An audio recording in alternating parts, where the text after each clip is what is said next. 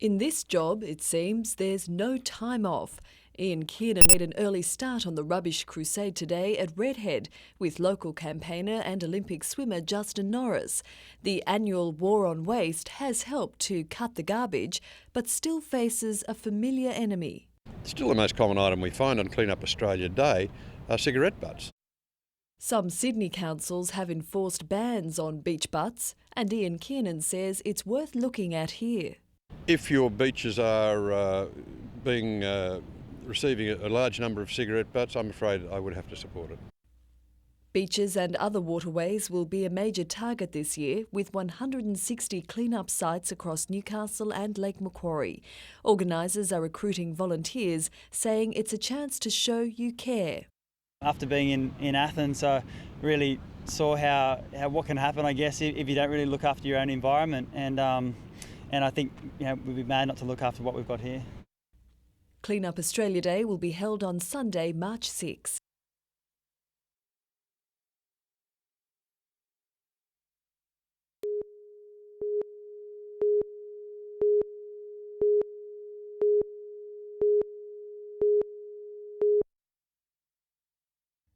Celebrations at the University of Newcastle this morning, a ceremony marking the official start of the academic year. But in stark contrast, just an hour later, a sombre tone as the University Council met behind these closed doors. On the agenda, the university's financial dire straits. Vice-Chancellor Professor Nick Saunders later fronted the media to deliver the bad news. The university's deficit for 2004 was far worse than first predicted, standing at $28 million.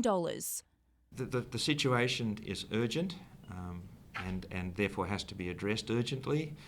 As I said, this is the fifth year in a row that the university's had a budget deficit, and we can't actually take a long-term view about reducing our staff.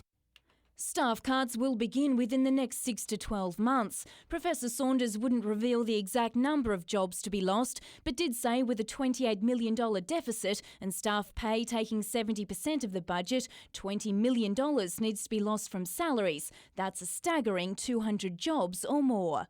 The Vice-Chancellor today emailed all staff admitting that job losses are now inevitable and that action needs to be taken immediately.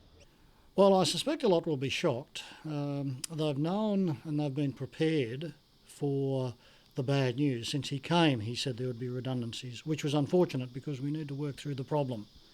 And redundancies are things you do in the last resort. Jane Goldsmith, NBN News.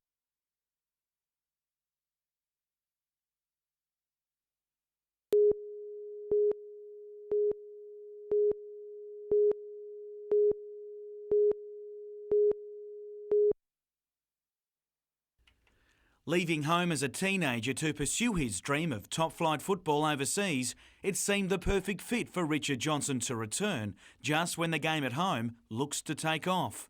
Still wanted overseas, it was a conversation with an old coalfield schoolmate that instigated the move. I spoke to Joey and I think he had a word with George or Constantine and went from there really.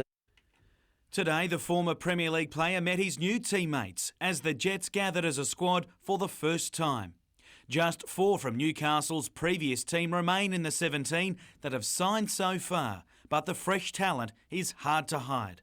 I've played against people like Ante and Nicky Carl for the last 5-6 years or whatever, and I'm much happier to have them sitting next to me now than sitting somewhere else. Yeah, Jimmy, everything looks pretty good, eh?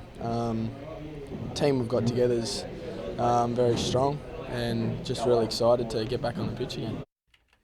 Wheelhouse is only just back running after ankle surgery 8 months ago, and he's keen not to let his teammates get too much of a head start when training begins next Monday for the World Club Challenge.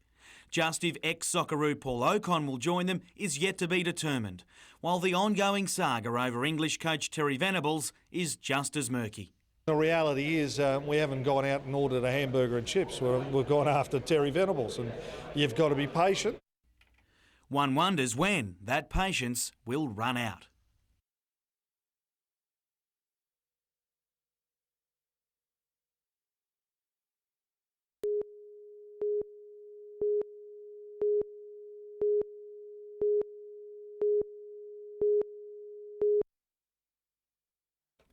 The Palais is where the Newcastle City Council's aerosol art lessons are held, and it's also a very public example of the work young pupils from the program have been invited to do. However, not everybody's impressed that ratepayers fund school holiday classes in what council describes as aerosol art. There's no evidence any members of the program were involved in the weekend City Mall graffiti spree, but many business operators are unhappy council teaches kids how to use spray cans at all. I don't know whether there's a link, but certainly painful when we get graffiti written all over our walls, that's for sure. Pretty disappointing. I think there's a lot more avenues that they could lead them into rather than graffiti. Can't work out how they can fathom that it's a good idea at all. The council says its aerosol art program actually tries to prevent young people vandalising businesses and public areas. Being able to teach just impart some knowledge about paint, about being responsible with it, is a positive thing. While the Lord Mayor defends the aerosol art lessons, he hasn't been impressed with the extent of work on the Palais.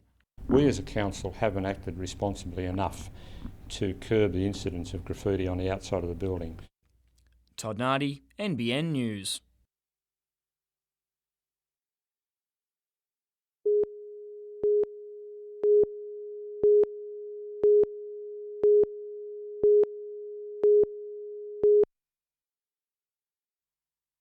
Brave is one way to describe Professor Nick Saunders when he had to front a theatre full of staff nervous about job security. I think that there's a terrible problem and that the Vice-Chancellor has to solve it, and he's going to have to solve it even if it means that people are going to lose their jobs. A massive budget deficit has left the new Vice-Chancellor with no option but to make some serious cuts. We saw that we were significantly overstaffed in both administrative and also academic staff if you use national benchmarks. It's little comfort for the hundreds who face the axe, with every dollar spent now being scrutinised. Clearly the university has not been well managed in the last little while. A view shared by the federal government, which says it's up to the university to dig itself out. And the solution to the problems that face Australian higher education are not simply to reach into the pockets of the everyday working Australian and say, "Gimme more." More light was shed today on when the cuts will be made. The university's council is expected to sign off on a restructure by the end of June. As for next year's budget, if all goes to plan, the university is forecasting a deficit of $15.5 million.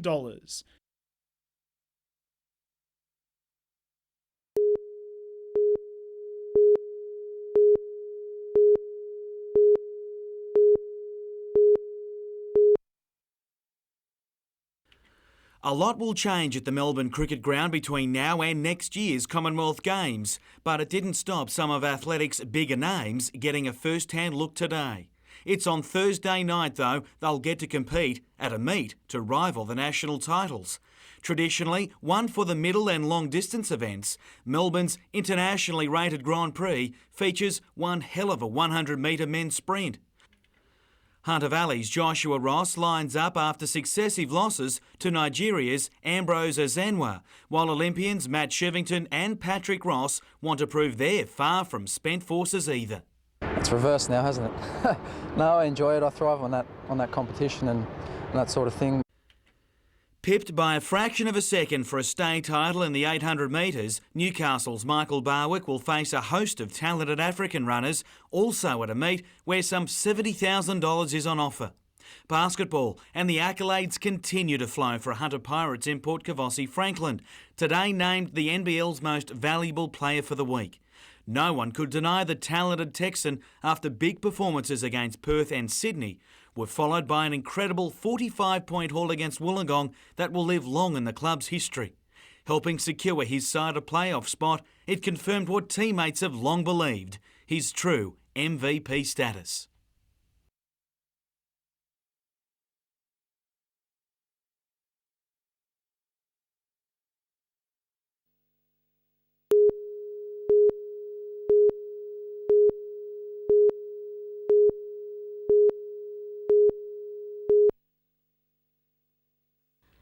Anyone caught graffitiing a building faces fines of up to $2,200 and/or jail time. The stain it leaves on property is a nuisance for many, but according to police, its effects are far more reaching. The presence of graffiti can actually reduce the community's feeling of being safe. The unsightly presence of graffiti in the Newcastle CBD has prompted the local council and police to come up with a method to minimise the vandalism. They're calling it the graffiti database. It involves the photographing, mapping and removal of existing graffiti and a more concerted effort to tackle the problem in the future. The longer term strategy will be to make sure that the incidence of this is managed in a much better way, more positive way, to the point where it doesn't occur, we expect. For the database to work, graffiti needs to be reported to either Newcastle Police Station or the Police Assistance Line. If we don't get the report, we can't deal with it. And owners of graffitied private buildings are being urged to remove any tags as soon as possible. Jessica Phyllis, NBN News.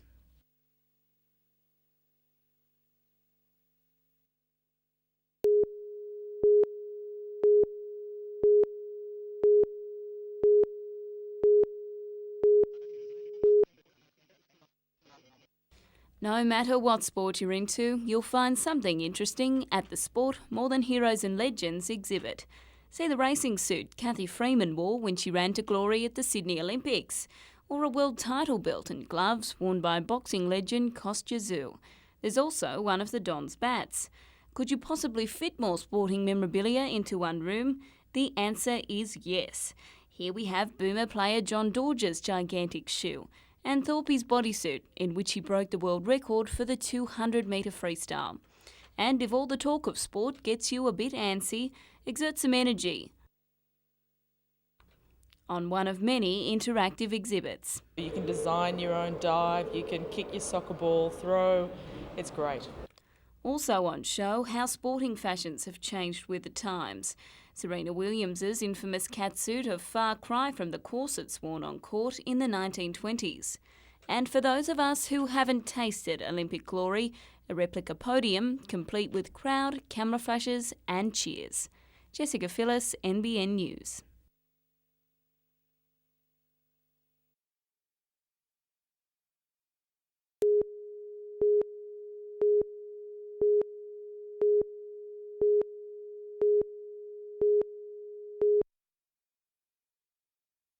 The Square's centre court hasn't seen this much action since Santa left at Christmas. It seems everyone wants to know what Lendlease is planning when it comes to the redevelopment of the Hunter's biggest shopping complex. Very daunting, very frightening, the size of it. It's going to be huge. I get lost here now. A DA is yet to be lodged for the $300 million development, which could see the Square expand onto the nearby Charlestown Bowling Club site.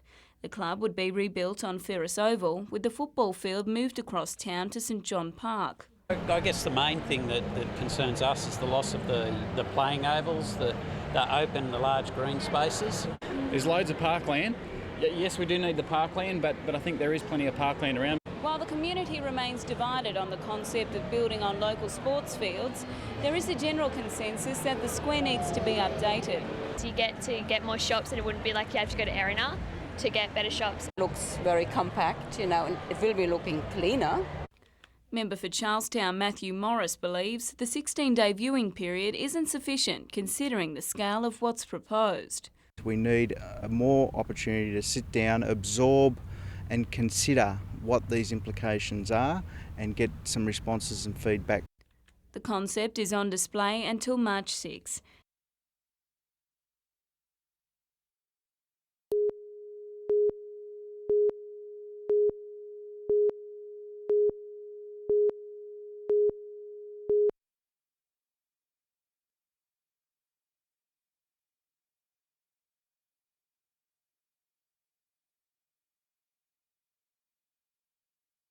I've got extra cleaners and extra general assistants coming in to help clean up the playground tomorrow morning early as well.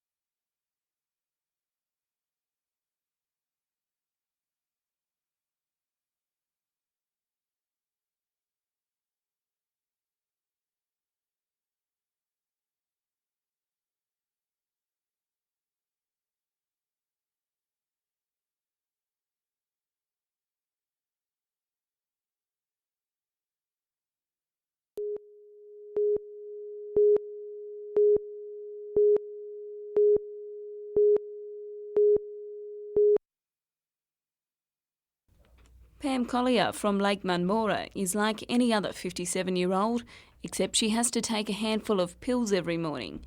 They're anti-rejection tablets because Pam is a donor recipient. She received a kidney transplant a month after her 21st birthday. In the 1970s, organ donation was still a relatively new concept, and Pam says every day she is grateful for whoever it was that gave her the opportunity to lead a more normal life. There's not a day goes by that I don't think of the donor and the family that would have had to have made that very emotional decision in those days. Last year in Australia, 218 eligible people donated their organs. 63 of those were from New South Wales, 6 had called the Hunter home.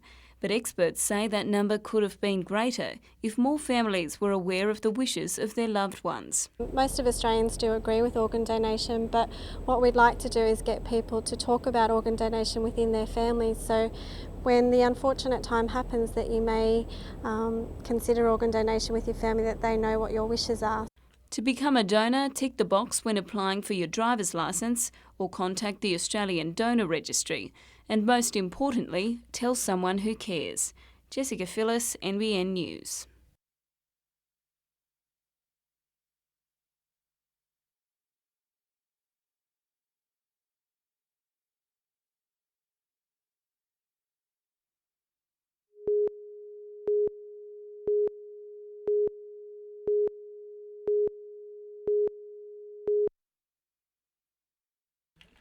Competitors at the Trial Bay event on the mid-north coast must be getting sick at the sight of Boyd Conrick.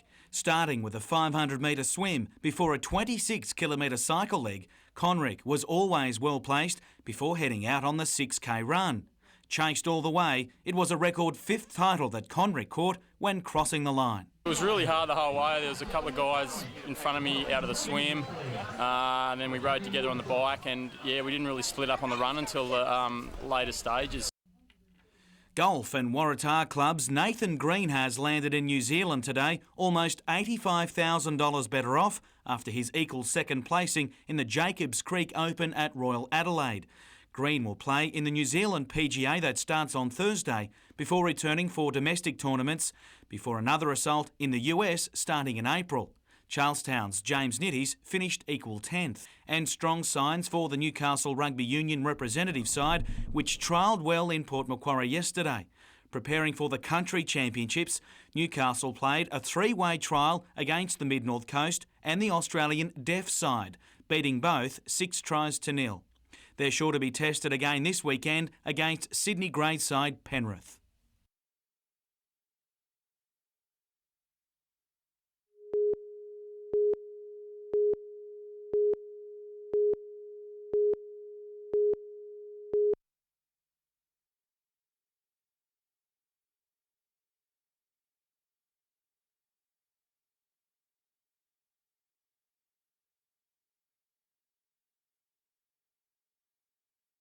I can produce anything on a day. I don't know what I'm capable of producing, so that's the exciting part.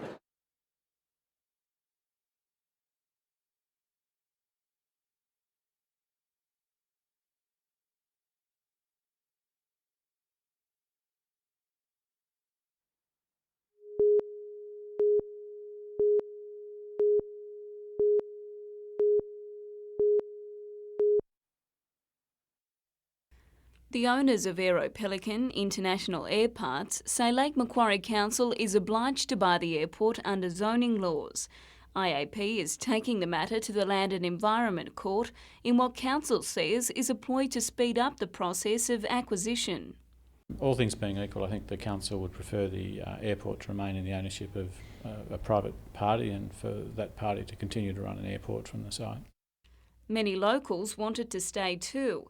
The Friends of Belmont Airport say if the land fell into the hands of developers, Lake Macquarie would be losing a valuable community asset, among other things. Putting more pressure on East Lake Macquarie in terms of the environment, traffic, and also to the pristine bushland that we have around the airport will be under threat for the development as well. Belmont developer Jeff McCloy has been eyeing off the large block of land for quite some time, and having helped the airport out when it was in financial trouble, he now holds a mortgage on the site. In terms of that mortgage, we're not familiar with, but Mr McCloy may come into the picture. Jessica Phyllis, NBN News.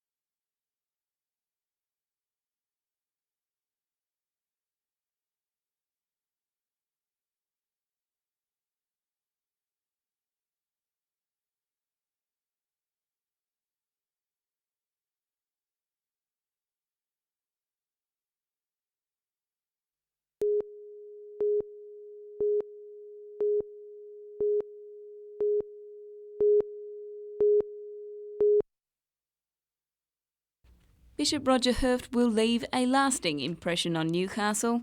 The groundbreaking Two Bishops Trust he established with Catholic Bishop Michael Malone will continue to help the region's unemployed.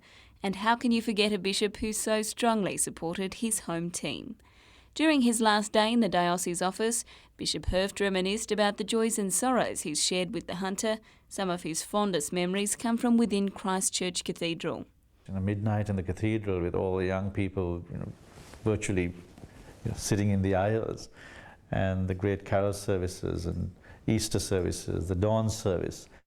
Bishop Hurft says the thing he'll miss most when he takes up the post of Archbishop of Perth next month is the tell-it-like-it-is attitude of Novocastrians and the way the Hunter rallies in times of disaster and hardship, like when the BHP closed and after the tsunami. Novocastrians have just this amazing sense of wanting to come together in a spirit of community when things like that happen. The Bishop will deliver his final sermon at the Cathedral tomorrow from 9:30. Jessica Phyllis, NBN News.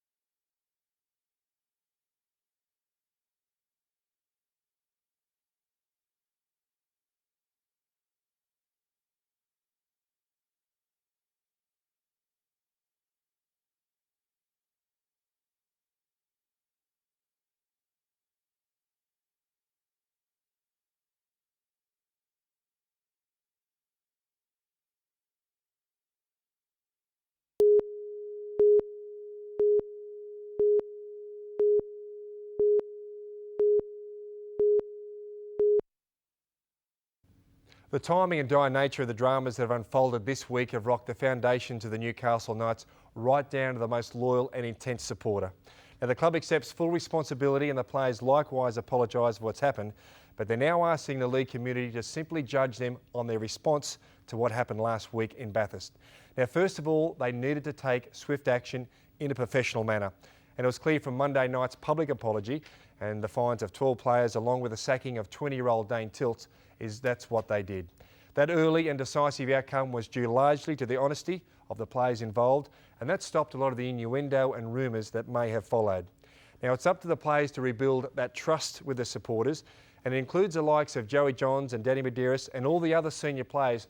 Even though they weren't there at Bathurst, their leadership now is more crucial than ever. Now, many of you will want to know how the club will stop this from happening again. Well, it will start with a full review on Monday with all the internal policies, the procedures, club traditions and values, basically what the club stands for in the greater community. Along with that, they'll need to deal with the challenge of signing and renewing their major sponsors. Now, they need to focus also on hopefully what will be a successful return to football for Andrew Johns, which is most important.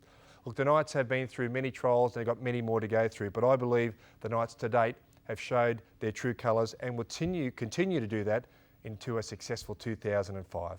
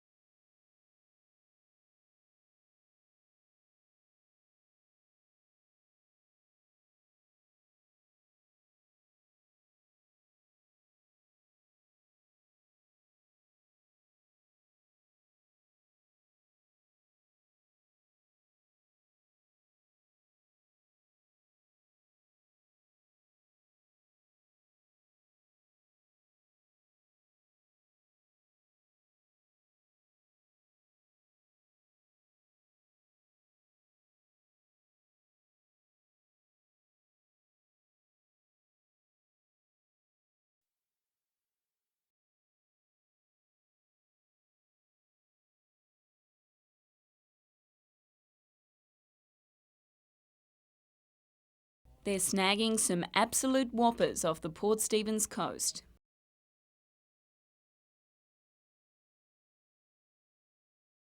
All marlin caught are tagged and released, but a handful of striped and juvenile black marlin are being fitted with a special pop-up satellite tag so researchers can learn more about the species.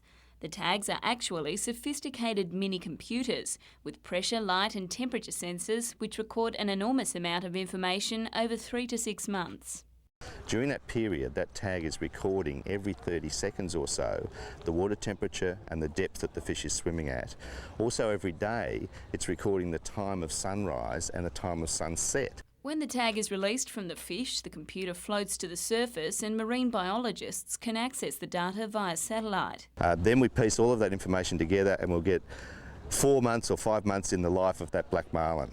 It's certainly not a cheap exercise. Funded by a collection of American billionaires, these tags are worth around $6,000 each. It's a little bit daunting when you're standing on the back of the boat with one of these on the end of the pole. It's a bit like throwing overboard a really expensive laptop computer, waterproof, and hoping that it works. Jessica Phyllis, NBN News.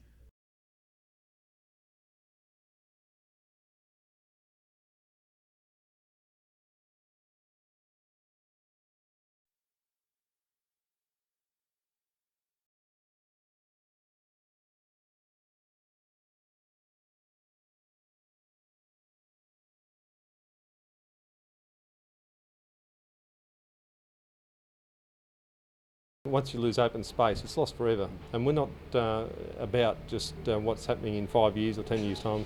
This council has to make decisions that's going to affect people for 50 years and 100 years and beyond.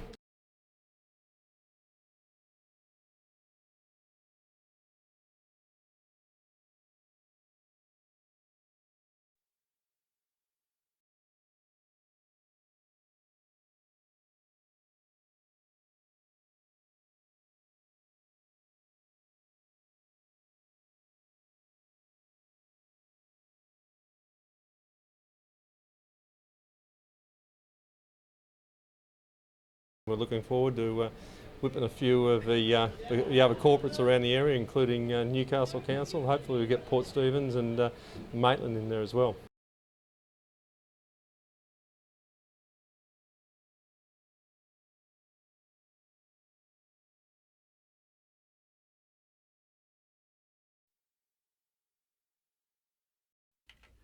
The talented goalscorer was always going to play a leading role in the squad, but with both Reagan Jackson and Alison Tucker now unavailable, she was the obvious choice to lead her new side. I'm trying to find the best way to get the player to their playing level, at their optimum playing level. So yeah, it's my job to try and find that. While overlooked for the national side that beat England on Friday night, her first game as skipper for Hunter will be against the touring English in coming weeks. Yeah, we're getting sick of beach runs and sprints and everything else that Mark, our fitness coach, puts us through. But yeah, we had our first courtwork session last night. Former Australian track cyclist Anthony Peden, who now races for New Zealand, has escaped further punishment for his alleged doping offence, which saw him withdrawn from last year's Olympic Games.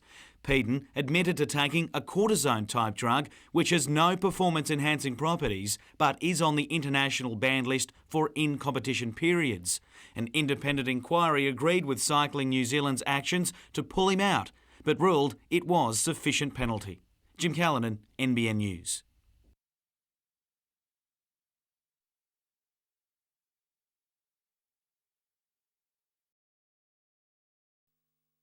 The showground was bathed in sunlight today as school children made up most of the small first day crowd.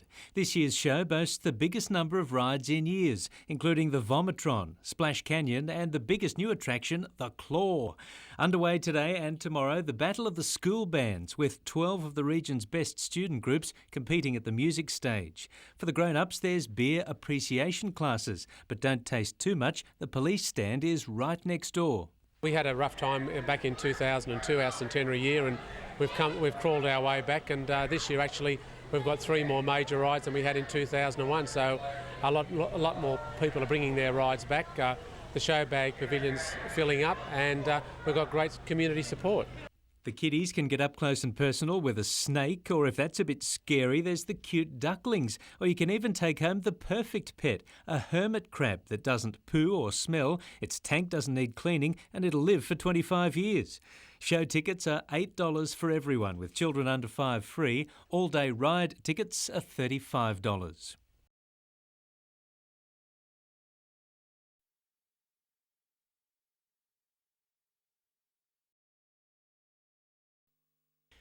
After 40 years as a high school art teacher, Dudley Lewis is spending his retirement refining his own artistic skills.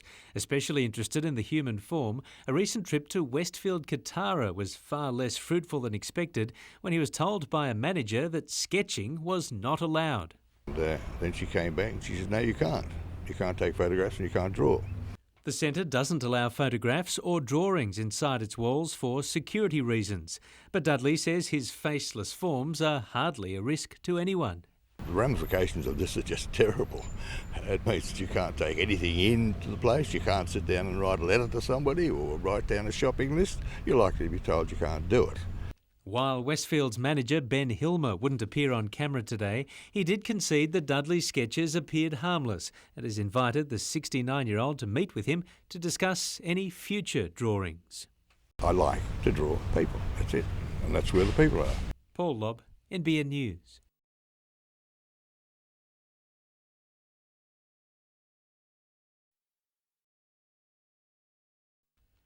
It's been the scene of countless serious accidents over the years, and sadly under the current plans for the Pacific Highway, it's not about to change. As part of the Karua to Bulla dealer upgrade now underway, the RTA will build a T-intersection at the Tea Gardens turnoff, despite calls for the past 2 years for a much safer alternative, an overpass. How much have we got to suffer, how many deaths, and how much is it going to cost in loss of humanity and trauma? I can't see that's an acceptable situation. The population of Hawk's Nest and Tea Gardens is on the rise. It also swells during holiday periods, and that, say locals, is reason enough for an overpass. After a string of fatal accidents at a T intersection further north on the Pacific Highway at Rainbow Flat, the state government caved into public pressure and built a flyover. Mr Seymour is hoping the RTA will have a rethink. The plea will be there's not enough money. I won't accept that. Because you can see even in the existing design that there is savings that could be made which could be apportioned to a flyover.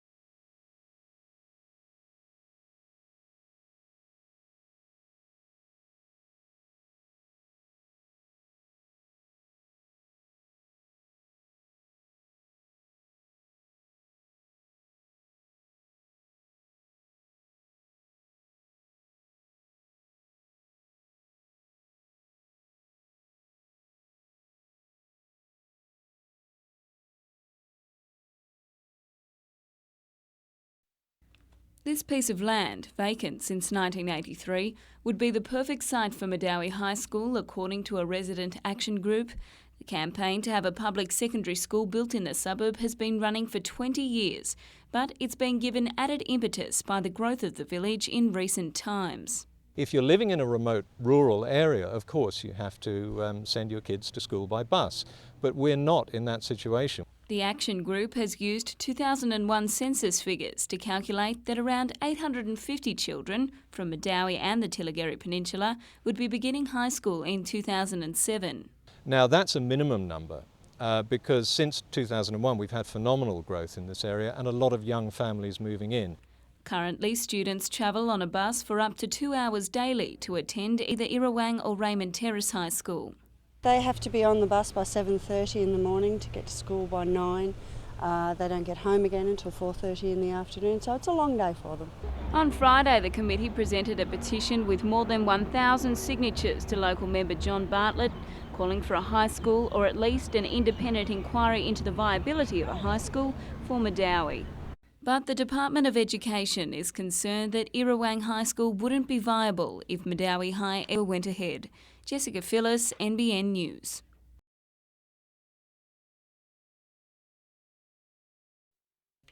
A growing number of Australians recognise the importance of first aid, with many undertaking courses in the hope that one day they may save a life. But with 1 in 5 Australians suffering some form of mental health problem, experts believe a newly developed mental health first aid program launched in Newcastle today could be just as important. People do conventional first aid courses where they learn CPR. Most people will never get to use that CPR, but everybody needs mental health first aid skills because everybody is going to have contact every year. Aimed particularly at mental health in the workplace, the 2-day course teaches everything from dealing with a suicidal colleague to how to identify someone with a mental health problem, such as bipolar disorder or depression. The thing to look for initially, I think, is the person's absenteeism, if they're absent frequently or if they're at work and they're not performing well, so they just have trouble concentrating and getting through the tasks. There could be many reasons for that, but that would be the starting point. And they suggest 5 basic steps when trying to help someone with a mental health problem, including to listen without being judgmental and to encourage the person to seek professional help. In Scotland, for example, they're aiming to get 6% of the adult population trained in mental health first aid by 2010, and I think at least we should aim for that in Australia. Jane Goldsmith, NBN News.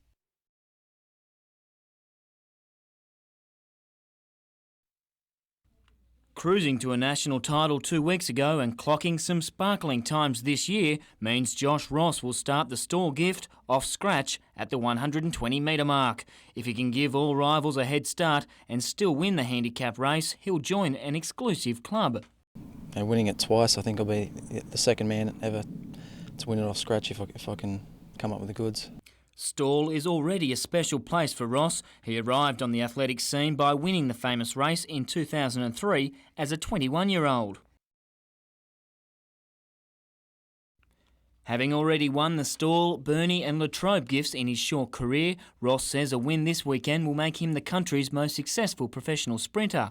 And is he anxious for the start of the 124th Stall gift worth $32,000 for the winner? I can't wait to get back there and just smell the grass, smell the air, the atmosphere, and just get pumped up for it. Ross has been like a well-oiled machine this year, clocking times of 10.12 and 10.22, and today there was an ominous prediction. The best is yet to come. I can confidently say that. Todd Nardi, NBN News.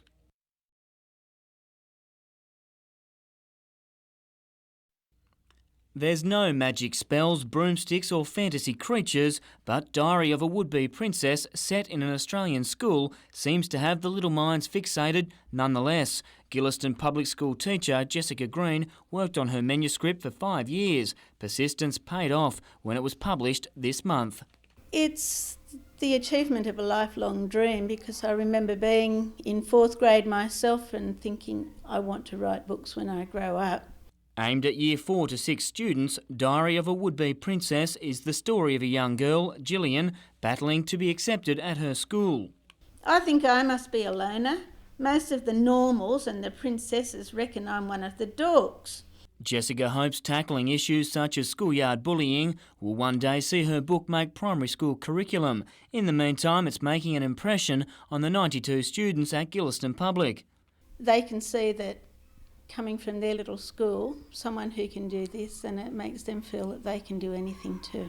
And Jessica is already working on the sequel. Todd Nardi, NBN News.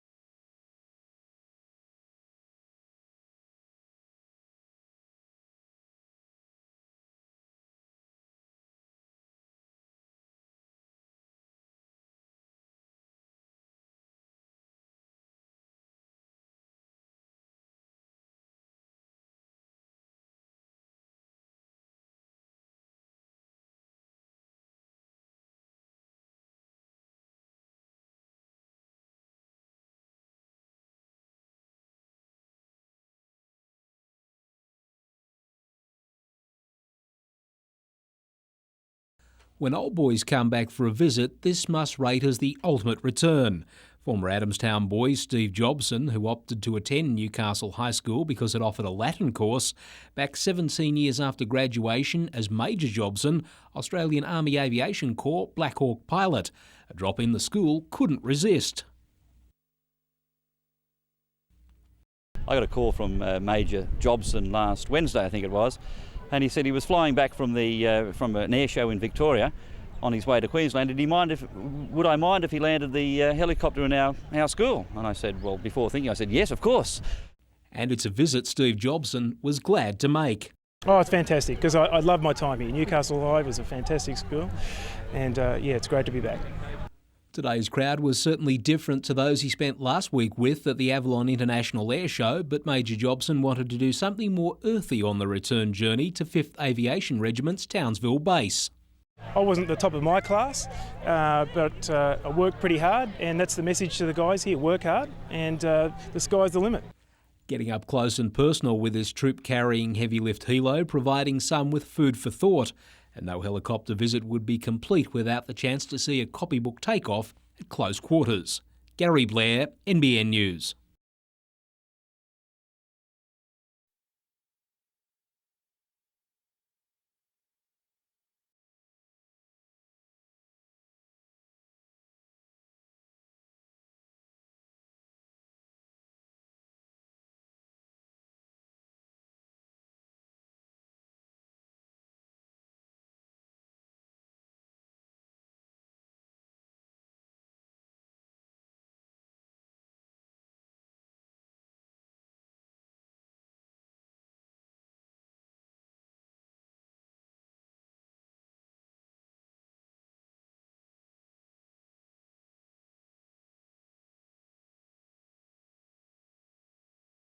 Ironically, Luke DeVico's last NRL match was at Newcastle in the number 10 for Canberra. Against the Knights, he tore a pectoral muscle in round 22 last year, ending an 11-year career with the Raiders. He hasn't been on the paddock since re-tearing the muscle in his first game for English club Wigan.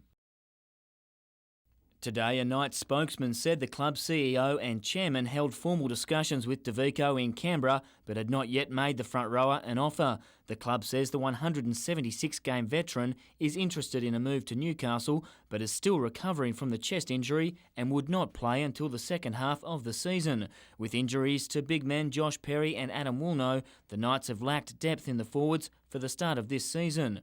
But with the possibility of DeVico joining fellow veteran Craig Smith, Newcastle's starting to look a lot healthier in the prop department. To the round ball game, and with the Socceroos set to play Iraq this weekend, Newcastle United Jets players Ante Milicic and Jade North will join the Australian camp earlier than expected. The pair had been granted leave until tomorrow to play in a Jets trial match scheduled for tonight. However, 24 hours of atrocious weather means that game against a Newcastle select side has been postponed due to waterlogged conditions at Edgeworth's Jack McLaughlin Oval. Todd Nardi, NBN News.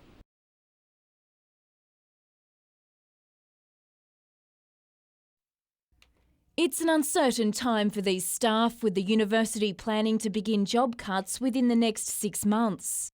I think people are very worried. They're very worried about their own situation, their job security, and we're trying to tell them to rely on the enterprise bargaining agreement and those arrangements and processes we have agreed in that. Job losses were inevitable once the $28 million deficit was made public, as staff pay takes up around 70% of the budget. But staff are angered by the way the university went about announcing the job cuts. The Vice-Chancellor publicly divulged the deficit and then immediately proposed redundancies in the same breath, which staff say should be a last resort. Job cuts were being discussed very early this year. That discussion should happen after the processes of change management have occurred. And they weren't the only ones voicing their concerns today. Vice-Chancellor Nick Saunders joined a group of students protesting against voluntary student unionism.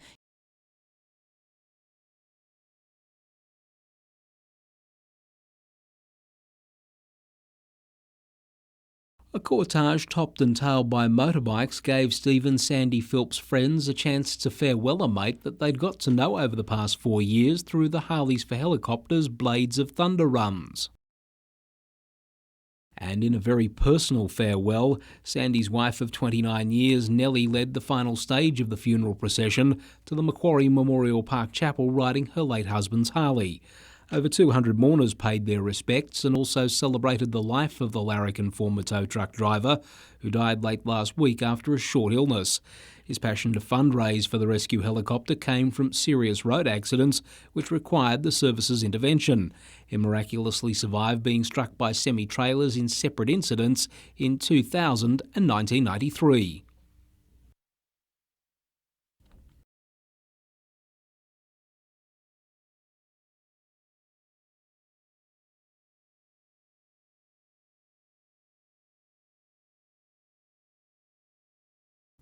With Thunder Run 4 completed at the weekend, the big-hearted social bikers that Sandy inspired and supported have now raised $300,000 for the helicopter service. Gary Blair, NBN News.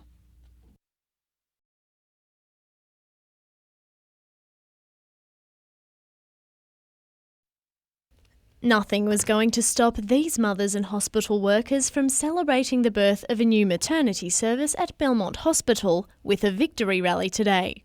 The Belmont Birthing Service has been designed in consultation with mothers and, when open in July, will allow mothers to choose which midwife delivers their baby and provides postnatal care. The Belmont Birthing Service is historically significant because it's the first time ever in the history of maternity services, hospital maternity services, that women have had a say in how the service is delivered. It's also the first time a service of this kind will be available to Hunter women, and it's expected that 500 births will take place at the hospital each year.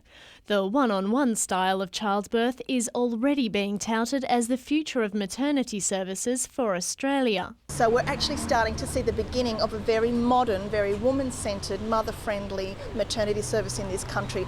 However, the midwifery-led unit will only be available for low-risk patients who want a natural birth, as there will be no obstetrician or anaesthetist on hand. Madeline Bond, NBN News.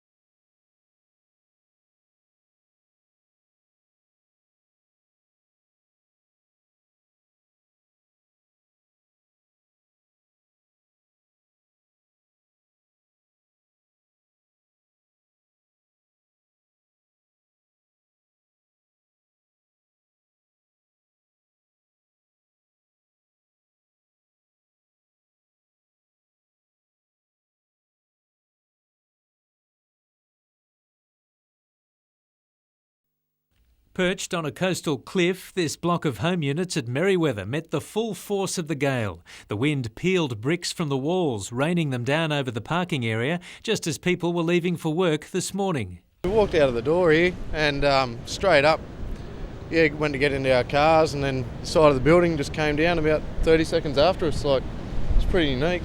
It's like, get out of the way, heaps of people out the front here and that.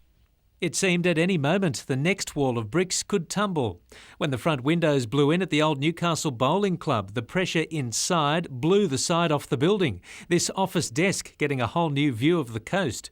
At Williamtown, the wind claimed the roof of a horse riding centre. The large structure was reduced to a crumpled mess, the owner's decision to move horses out of the arena last night paying off.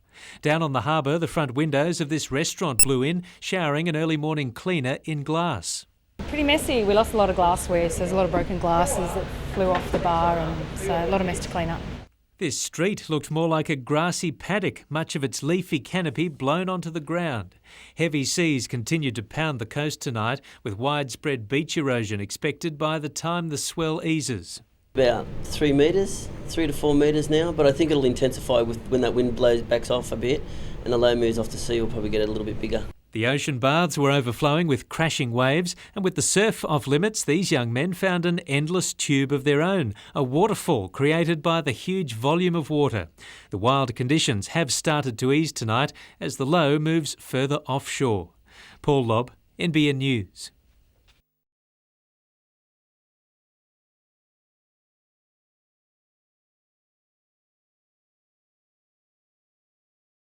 If ever you wanted a reason to plan your road trip, these pictures from Boxing Day last year of the Karua bypass should do just the trick.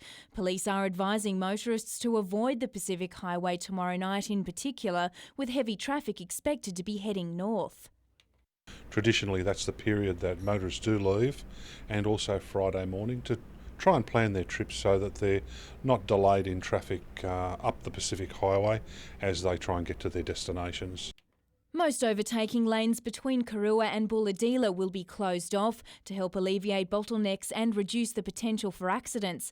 But the RTA warns major delays may still occur on approaches to towns between Raymond Terrace and Tweed Heads. The RTA is also advising drivers heading north to Queensland to take the New England Highway.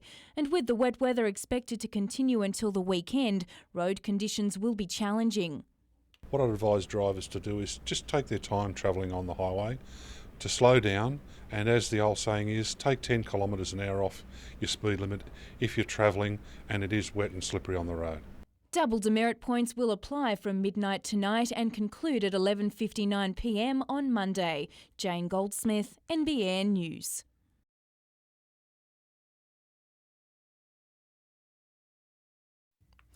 On an unforgettable and emotional night for Chad Bennett, he claimed the World Boxing Federation welterweight belt in Newcastle. That took a 12-round battle, but a year down the track, the man known as Hollywood says defending his title is an even tougher script to follow. Everyone who you fight against is coming in to win because they want what you've got, so I've got to try a little bit harder to keep it, which suits me fine.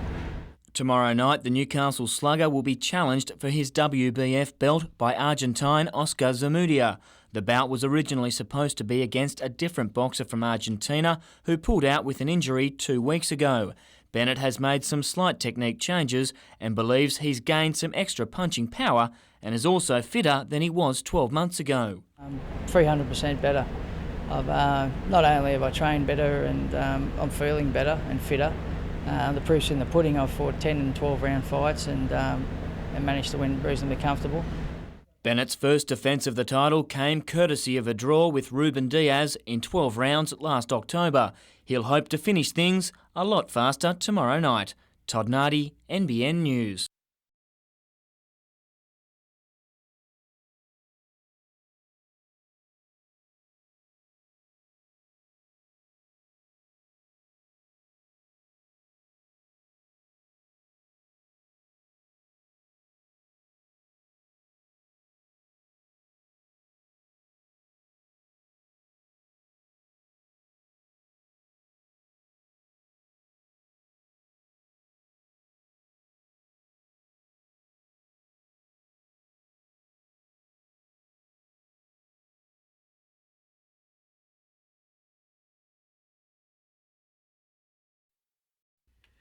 It's no secret that without the backing of a licensed club, no NRL team requires sponsorship and big home crowds more than Newcastle. Sales of seating in their home ground's new grandstand has helped generate steady income. But a failed bid to lure electronics company Gizmondo on a reported $2 million deal has left lingering doubts for the longer term. Look, it has to be a concern when you don't have a major sponsor, but you don't get them overnight. I think we've only had 5 in 18 years. And it's a constant process and it's hard work, but we'll get one. Reports today the NRL may prop Newcastle up should they not doesn't faze a club which has long lived with speculation over its bottom line. Talks of the pending signature of Danny Badiris to a 4-year deal, though, is worth consideration. Michael Hagan, our coach, has spoken to Danny. They're hopeful of wrapping it up very quickly. Also under review, just how the hooker's most recent injury concerns over a shoulder and elbow was seemingly overlooked. Expected to return this week after a foot operation, Badiris will instead go under the knife again on Tuesday and miss up to another 6 weeks. We thought we're on top of most issues and this one did blindside us a bit, yes.